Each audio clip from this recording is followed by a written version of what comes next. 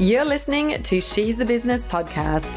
Have you ever dreamt of making real impact in the world, like the sort of impact that brings about such a big change? There's a legacy left behind for future generations.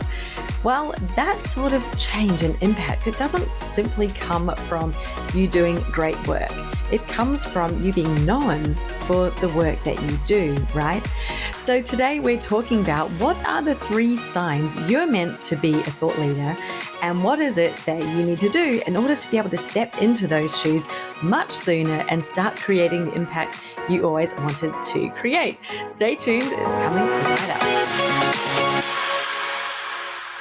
Ladies, it's probably no big surprise to hear that most women, especially coaches, advisors, and experts, underestimate themselves.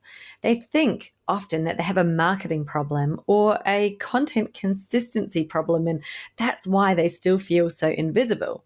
But more often than not, the real issue is this. You're playing at the level of a coach while everything inside you is built for thought leadership. And your niche is either too basic, too vague, or too safe for the leader that you're becoming. Today, I'm going to show you the 3 signs that you're already operating like a future thought leader, even if your results don't reflect it just yet. And why redefining your niche is the first absolute non-negotiable step to take to reach that next place. Right, so sign number 1 is that you have ideas that feel too big for the niche that you're currently in. Sign number 1 is that you have ideas that feel too big or too advanced for the niche that you're currently in. This is the classic early stage thought leadership tension. You have ideas that frustrate you a little because they're bigger, deeper, and more nuanced than what your current niche allows you to say. So an example of this would be where you want to talk strategy, but the people in your current audience are expecting just mindset. You want to challenge industry norms and really change the status quo and their perspective of it, but your niche is looking for things like tips and tricks. You may want rich conversations, but you're currently speaking to beginners that feel overwhelmed the moment you go beyond the basic 3 steps, and they're really just looking for those fast fixes. So what we have here is a real internal conflict because your identity is expanding. Your positioning just hasn't caught up just yet. So your frustration isn't really the problem. It's a signal that you've outgrown the box that you're currently positioned in. Sign number 2, your clients see you as the go-to expert, but the market doesn't yet. So this is the invisible plateau that stops brilliant coaches from rising. And it's really common. This looks like when inside your programs, your clients are raving about you. They get real breakthroughs. You hear things like, wow, you should be charging so much more. This is worth an incredible amount. You get unsolicited testimonials. They are more than happy to jump on a call and have a chat with you. And those clients return and upsell really easily. But outside your programs, in the market, you're kind of still somewhat unknown.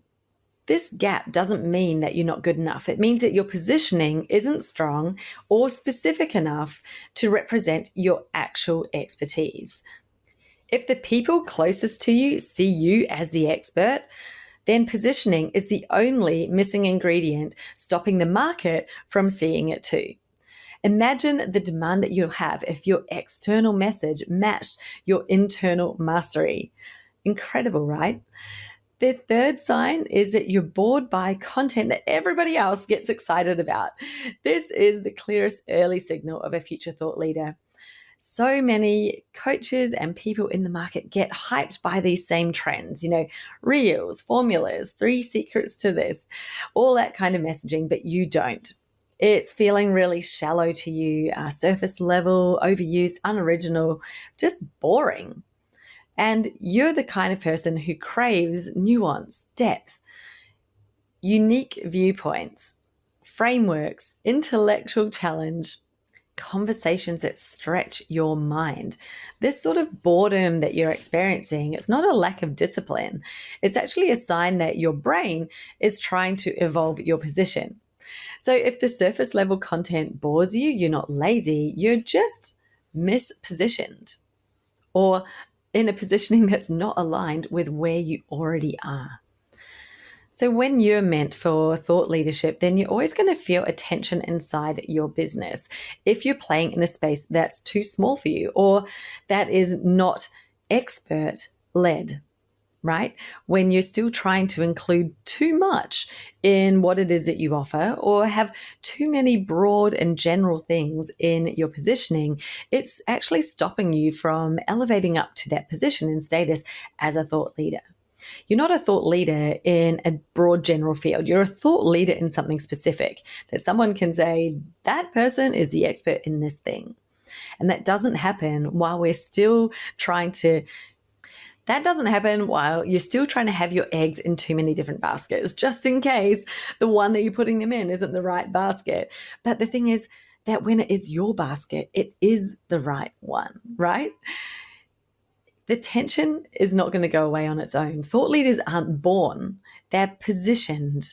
And there are so many people who would have been capable of thought leader status if they'd only decided to actually put themselves out there and to bravely claim that space. The first shift always begins with defining the right niche, and it doesn't have to be scary. You don't go from 0 up to level 10 in one step, right? There are steps in between, and the very first step is a step that you take before anyone really even knows who you are, but it's getting that clarity that reflects your ambition and not your fear. Every month that you lack alignment in your positioning is a month that you lose authority, demand, and confidence.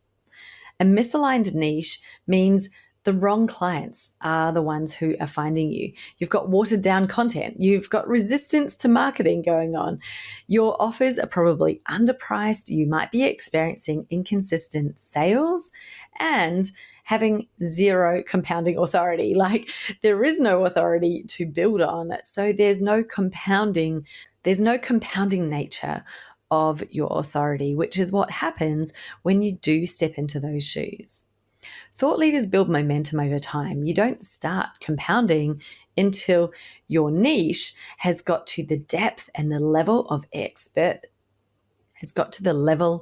expertise that is required to be attributed a thought leader type of status. Waiting just another year means another year of having generalist messaging, of waffling, of wondering whether it is that your offers are landing or not, wondering what sort of content you should put out. Another year of really hiding in plain sight. By next year, the coaching market is going to be even noisier, even more crowded, and there's likely going to be more newbies in there with far less experience than you who are bold enough to stake their claims. So what can you do about it? Well, there is nobody who's coming along to give you permission. There is no one who's coming to say, hey, you've done enough now. You've put in the time. You have proved yourself. I'm giving you permission now to step up and be a thought leader. Nobody told the likes of Simon Sinek or Tony Robbins, like, hey, you can be a thought leader now. They just decided that they were going to lead. They decided they were going to step up and have thoughts. A thought leader who just has thoughts with no words is not a thought leader. They're just a thought haver. A thought leader is someone who leads with their thoughts. And that does require you deciding, hey, it's time for me to share my thoughts uninhibited and allow people to notice them, to recognize, to lean forward and to follow you. Your advantage is clarity. And if you delay in getting that clarity, then the opportunity is lost. So if you've been listening to this today and you're thinking, well, this is exactly me, this is the tension I've been feeling, this is the frustration that I'm having in my business, I know that I'm the hidden gem. It's just that nobody else can see it yet. Then your next step is not having more content, creating more content. It's not that whatever you're creating isn't good enough yet. It's not a new platform. It's not a new business coach. You just need clarity.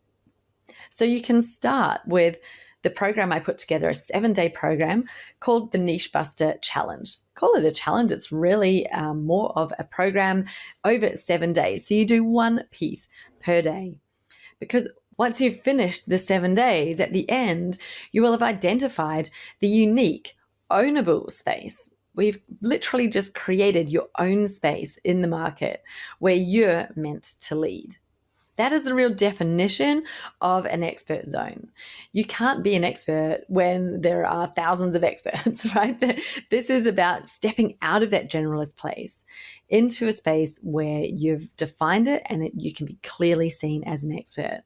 So that clarity, it doesn't just come overnight. It doesn't come from niching down, let's say. It actually comes from elevating up into an expert space.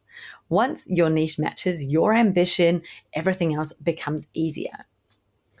Your content, your offer, it's clear to you exactly what it is that you should be offering and to whom, and how you're going to get them to the outcome that you know you can achieve, help them achieve.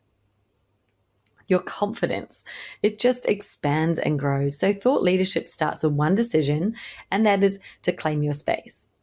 If you want my help to do it, then jump into the Niche Buster program. It's literally just 7 days, 1 week, and that's one amazing opportunity to elevate yourself out of the generalist market into your own space, your own category that you can own. Head over to jessicaosborne.com/niche challenge. You'll find the link in the show notes if you would like to go ahead and do that. And I'll see you in there if that's for you. If not, then please take away these thoughts. Think about it.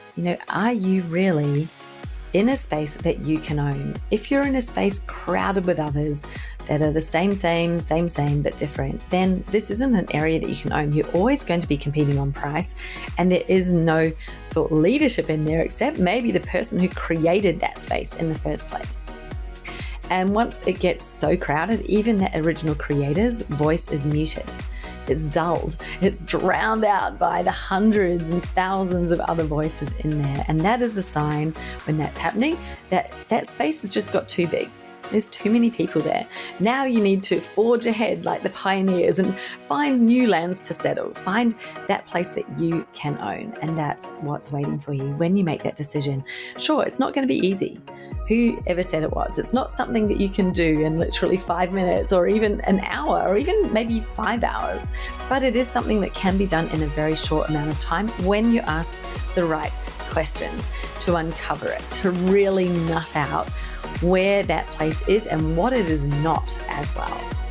Once you've done this, you will just find you're in a completely different space. You're suddenly operating in a space that feels light and free and clear because it is clear and you can finally see out. You can see your way. You can see your people.